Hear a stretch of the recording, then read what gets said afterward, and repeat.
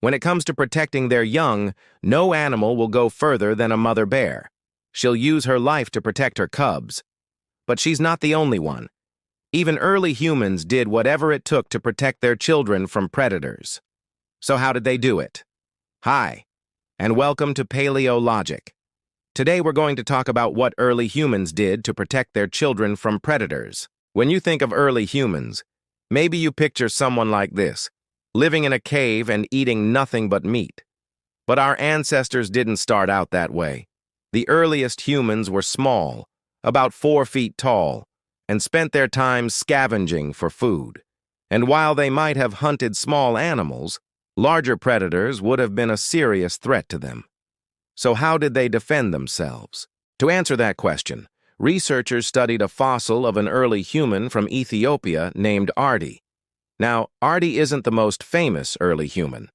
That title definitely goes to Lucy, which is ironic because Lucy's way less complete.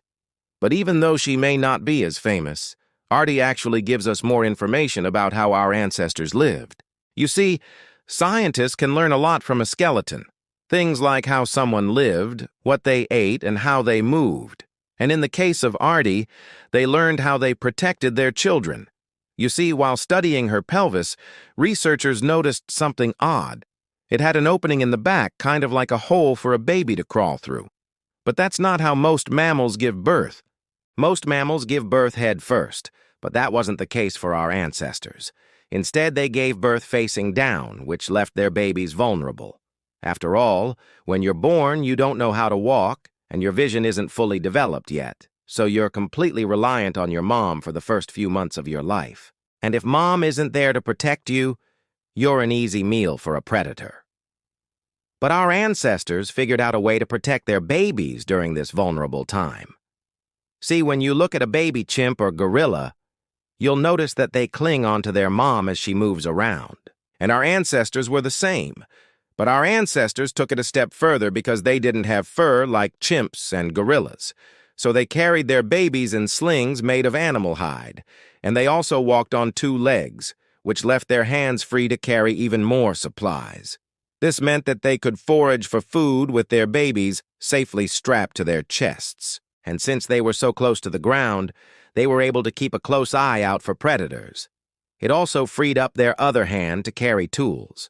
These tools could be used for fighting off predators or for gathering food. And this new way of carrying babies might have even helped our ancestors start using tools. That's because their dominant hand, right hand, was previously occupied while walking, but now it was free to do other things. But it wasn't all sunshine and daisies. There was a downside to this new way of life. For example, carrying a baby meant that mom couldn't climb trees. And since trees were full of yummy fruit, this could have led to conflict between mothers who wanted to climb trees and gather fruit and those who didn't. But overall, this new way of giving birth and caring for their young helped our ancestors survive.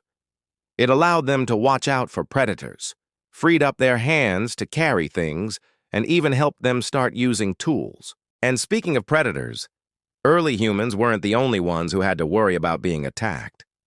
For more information about an ancient whale that fought off a giant squid, stay tuned for more information. Now, it's time for Paleologic. What did early humans eat? Click here to see all of our videos on the topic and leave your ideas for future episodes in the comments below. And don't forget to subscribe.